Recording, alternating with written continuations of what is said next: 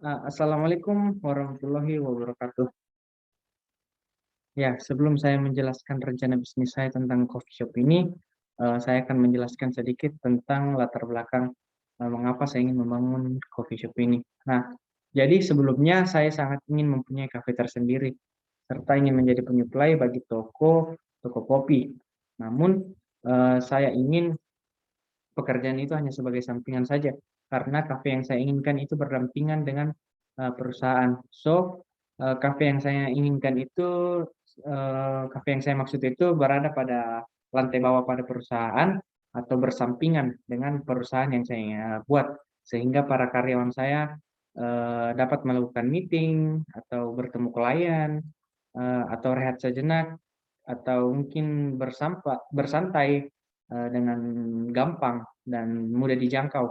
Nah, rencana bisnis kafe ini saya terinspirasi dari film 5 cm yang dimana pada pemeran tokonya itu ada membuat sebuah perusahaan yang bernuansa kafe di bawah perusahaan tersebut. Oleh karena itu, perkenalkan, nama saya Gabriel Melolo. Saya adalah founder dari N Coffee Shop. Eh, Seperti pada layar Anda sekarang, ada gambar kopi dan susu, ya itu sudah menjadi natural bagi toko kopi. Kemudian ada tulisan N Shop Cafe. Nah, dari N Shop Cafe itu memiliki arti. Yang pertama itu excited, yang berarti bersantai, kemudian no stress, tidak memiliki beban pikiran, dan Dominic. Nah, Dominic ini saya ambil dari bahasa Latin yang artinya milik Tuhan. Nah, kemudian moto dari perusahaan kopi kami ini yaitu let go of the burden and relax.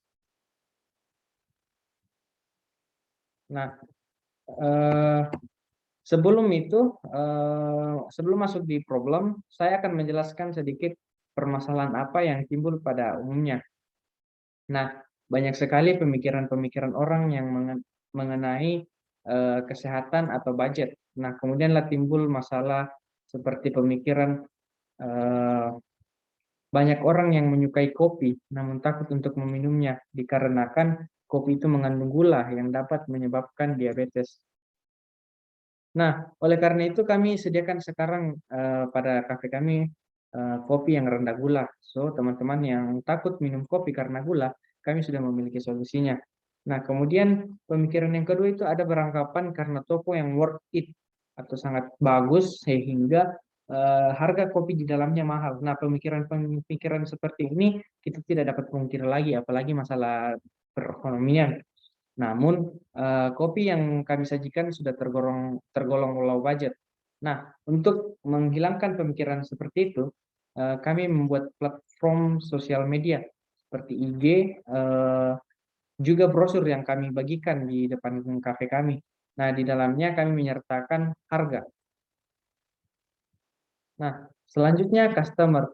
Nah, customer kami itu ada 5. Yang pertama itu pekerja kantoran, kemudian mahasiswa, kemudian toko kopi, dan pecinta kopi. Nah, kenapa mahasiswa dengan anak remaja?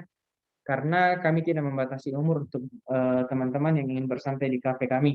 Dan juga mungkin kenapa ada yang bertanya pekerja kantoran, ya karena sudah menjadi dari bagian kami bahwa kafe kami ini akan bekerja sama dengan perusahaan. Jadi otomatis akan banyak pekerja kantor yang berada di dalamnya.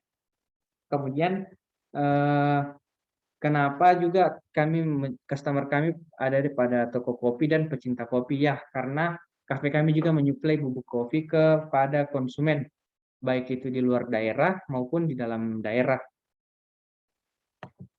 Kemudian market size. Pusat lokasi kami berada di Kota Makassar karena memang kafe kami dekat dengan perusahaan. Kemudian serta sumber kopi yang kami sediakan itu berasal dari Toraja, jadi pemasokan yang kami lakukan itu dekat. Kemudian lokasi yang kedua itu berada di Yogyakarta. Di sana kami hanya menyuplai bubuk kopi atau menjual bubuk kopi. Kenapa kami tidak membuat sekalian kafe di sana? Karena belum memiliki perusahaan di sana, jadi itu di luar konteks kami. Dari hasil survei kami, sudah banyak kafe yang berdiri di sana. Nah, oleh sebab itu mengapa kami eh, membuat cabang di Jakarta. Kemudian untuk lokasi yang ketiga, hampir sama persis dengan di lokasi yang kedua, yaitu di Wamena. Kami hanya menyuplai bubuk kopi. Kenapa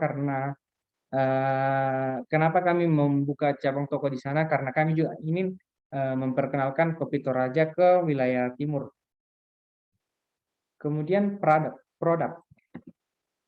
Nah, produk yang kami sajikan ada beberapa yang saya tampilkan pada layar. Yang pertama itu cappuccino.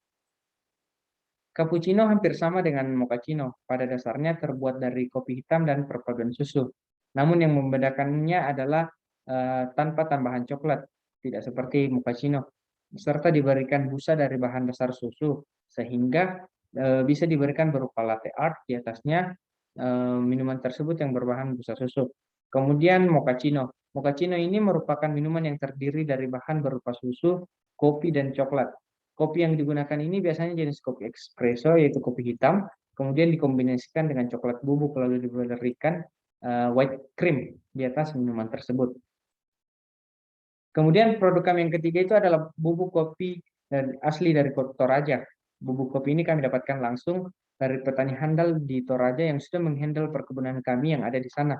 Bubuk ini juga kami suplai ke cabang kami yang ada di Yogyakarta dan di Wamena. Kemudian distribution strategi. Nah, untuk distribution strategi, yang pertama itu ada produsen ke konsumen, produsen to konsumen. Ini yang pertama itu konsumen bisa langsung datang ke store kami untuk membeli kopi bubuknya atau bisa langsung ke kafe kami untuk menikmati kopi yang kami sajikan. Kemudian yang kedua strategi selektif, yaitu menjual produk kopi bubuk kami di berbagai daerah.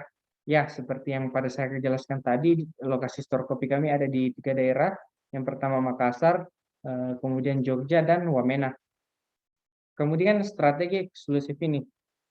Strategi eksklusif ini di cabang toko kami akan mempasarkan produk bubuk kopi kami ke berbagai daerah yang sulit dijangkau, yang notabene-nya berskala kecil. Kemudian kompetitor. Kompetitor kami ini perlu kita ketahui, saya sebagai founder menaruh toko kami pada high quality and low price. Kenapa? Karena coffee shop menurut kami tergolong harga yang murah dan kualitasnya yang dipasarkan terjamin dari segi kebersihan tanpa pengawet, serta masa expire-nya juga kami perhatikan. Kemudian ada di sini low price dan low quality, yaitu warung kopi-kopi di jalanan. Kemudian ada low quality atau high price, itu adalah RPP atau Ropang Plus Plus, itu saya sudah pernah masuk di sana dan harganya ya lumayan. Kemudian kualitasnya juga ya bisa dibandingkan juga.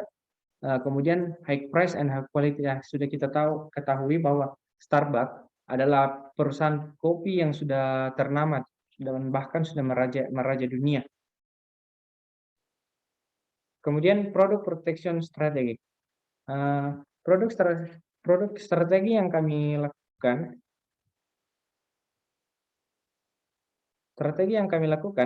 eh, yang pertama itu survei pasar.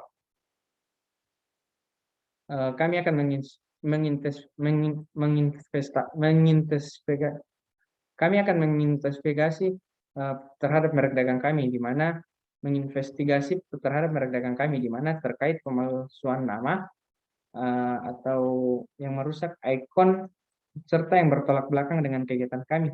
Nah, kemudian memperluas pasar. Strategi ini kami lakukan agar toko coffee shop kami dapat dikenal dan terpercaya bagi semua orang di daerah-daerah. Kemudian tembusan kami itu kalau bisa hingga ke luar negara seperti Starbucks. Nah, kemudian selanjutnya itu kualitas dan pelayanan. Kualitas dan pelayanan pada toko kami sangat diutamakan karena menurut kami itu adalah hal yang paling menonjol dalam kepercayaan customer. Kemudian yang terakhir, kami juga membuat kartu member untuk para customer kami, sehingga komunikasi bisnis kami dapat berjalan dengan mulus. Nah, dalam kartu member ini kami menerapkan sistem poin. Jadi, jika ada yang mengumpulkan poin sesuai dengan target, kami akan memberikan diskon sebesar 10%, serta bubuk kopi sebesar 100 gram. Tim. Eh, Siapa saja yang terlibat dalam tim ini? Yang pertama itu ada saya sendiri sebagai founder di dalam kafe ini, kemudian ada Prada sebagai barista yang menghandle membuat kopi di dalam kafe saya, kemudian ada Nasta sebagai waiters, pelayan di dalam kafe saya. Nah, kemudian ada orang kepercayaan saya yang kami taruh di kantor cabang di Jogja dan di kantor cabang Wamena. Kemudian capital request. Kami telah melakukan riset keuangan. Jadi modal yang kami butuhkan itu sebesar 75 juta. Eh, siapa saja yang ada dalam capital request itu? Yang pertama itu ada bank personal capital, kemudian venture capital dan bank untuk mencukupi kebutuhan kami. Nah, selanjutnya income per year. Income per year, kami melakukan riset selama 3 tahun dan peningkatan yang terjadi seperti pada gambar pada tahun 2021, pendapatan yang kami dapatkan itu sebanyak 50%, kemudian naik pada tahun 2022 sebesar 10% jadi 60%, dan pada tahun 2023 kami memperkirakan akan mencapai 85%.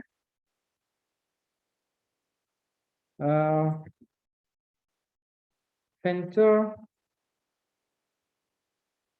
capitalist exit. Nah, yang pertama itu ada secondary market, kemudian buy asset, dan developing product.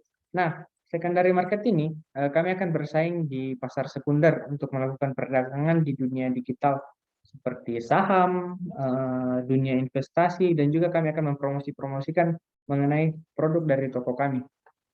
Kemudian buy asset. Nah, aset ini kami akan beli untuk kebutuhan toko kami dan juga kebutuhan toko di cabang kami, seperti perlengkapan-perlengkapan yang akan dipakai dalam membuat kopi. Kemudian yang ketiga itu developing product. Nah, developing product inilah yang akan kami gunakan untuk meningkatkan kualitas dan pelayanan pada produk kami kepada konsumen. Nah, kemudian saya mendapatkan sebuah kutipan dari penulis dan penyanyi, yaitu dari Bung Fiersa Besari, "Because coffee reminds me of unqualified love, bitter, but we can stop enjoying it." Yang berarti sebab kopi mengingatkanku pada cinta yang bertepuk sebelah tangan, pahit, namun kita tak bisa berhenti menikmatinya. Sekian presentasi rencana bisnis saya.